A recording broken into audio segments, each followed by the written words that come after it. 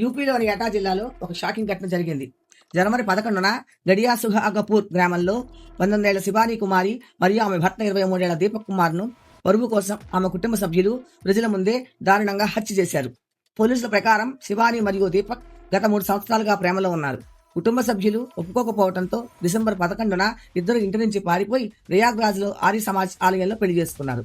పెళ్లి తర్వాత ఇద్దరు తమ గ్రామానికి దూరంగా నివసిస్తున్నారు. జనవరి 10న శివానీని ఆమె తల్లిదండ్రుల ఇంటికి పిలిచారు.